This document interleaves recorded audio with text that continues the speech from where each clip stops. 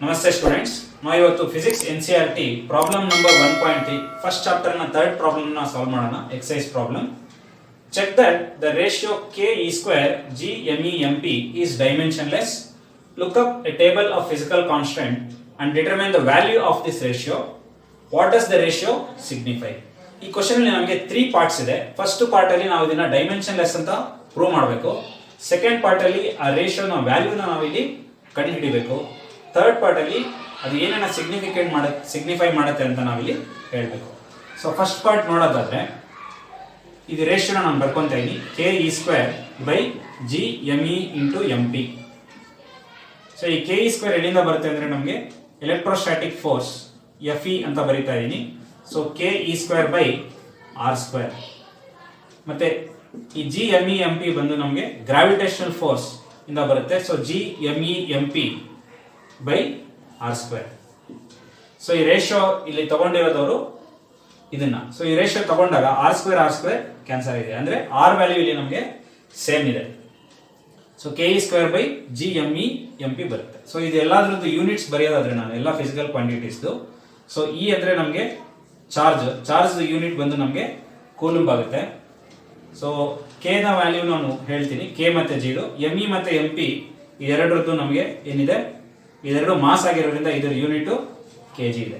So K ಗೆ dimensions ಏನು ನೋಡೋದಾದ್ರೆ ಈ ಫಾರ್ಮುಲಾ ಯೂಸ್ ಮಾಡಿಕೊಂಡು k = fr² f × r² by e² ಅಂತ ಬರೀಬಹುದು. ಸೊ ಕೆ ಗೆ ಯೂನಿಟ್ ಬಂದು ನಮಗೆ ಫೋರ್ಸ್ಗೆ ನ್ಯೂಟನ್ ಮೀಟರ್² ಪರ್ e² ಅಂದ್ರೆ charge, so minus coulomb to the power -2 ಅಂದ್ರೆ ಅದು ಡಿನಾಮಿನೇಟರ್ ಅಲ್ಲಿ ಇದೆ. ಸೊ ಕೆ ದು ಡೈಮೆನ್ಷನ್ಸ್ ಇದು, ಸೊ ಇಲ್ಲಿ ಬರ್ಕೊಂತಾ ಇದೀನಿ. ಕೆ ದು dimension newton metre per coulomb. Similarly G ದು ನಮಗೆ fr² by me_mp ಅಂತ ಬರುತ್ತೆ. ಸೊ ಜಿ ವ್ಯಾಲ್ಯೂ ನಮ್ಗೆ ಇಲ್ಲಿ ನ್ಯೂಟನ್ ಮೀಟರ್², ಜಿ ದು dimension newton metre by kg², mass of electron kg, this is also kg. so g is equal to newton meter² per kg² ಬರುತ್ತೆ. So ಅದನ್ನ ಇಲ್ಲಿ ಬರ್ಕೊಂತಾ ಇದೀನಿ, g is equal to newton meter² per kg².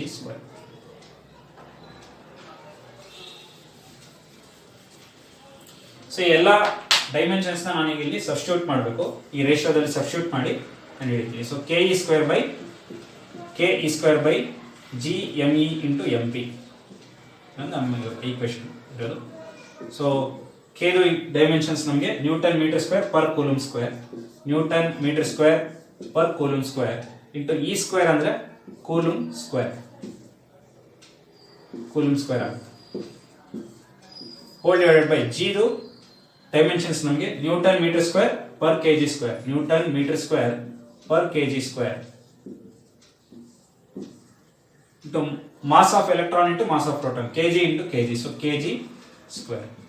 So ಇಲ್ಲಿ ನಾವು observe ಮಾಡೋದಾದ್ರೆ newton metre square cancel ಆಗುತ್ತೆ, coulomb to the power -2 cancel ಆಗುತ್ತೆ, kg² to the power -2 cancel ಆಗುತ್ತೆ. ಸೊ ಇದರದ ಡೈಮೆನ್ಷನ್ಸ್ ನಮಗೆ 0 ಬರುತ್ತೆ. So m0 l0 t0.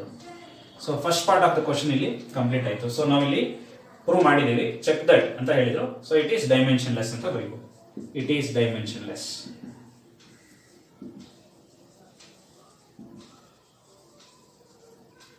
So second part of the question ನೋಡೋದಾದ್ರೆ ನಾವು ಅದರ ವ್ಯಾಲ್ಯೂನ ಕಂಡುಹಿಡಿಬೇಕು.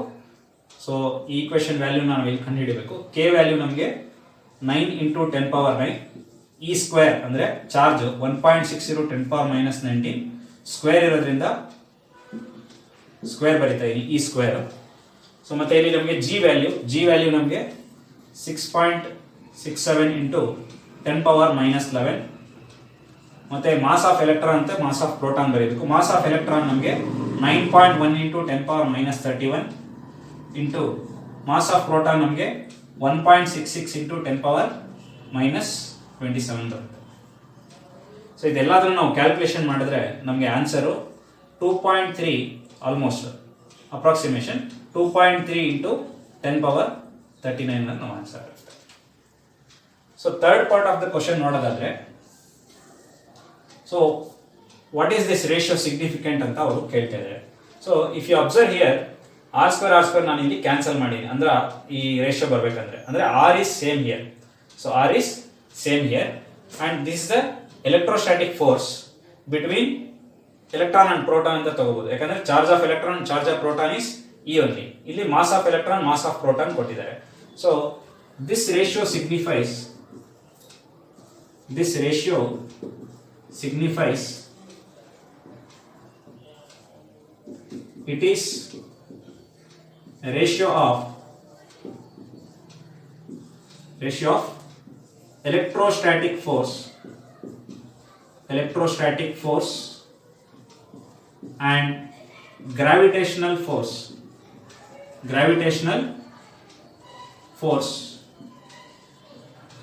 between an electron and proton, keeping the distance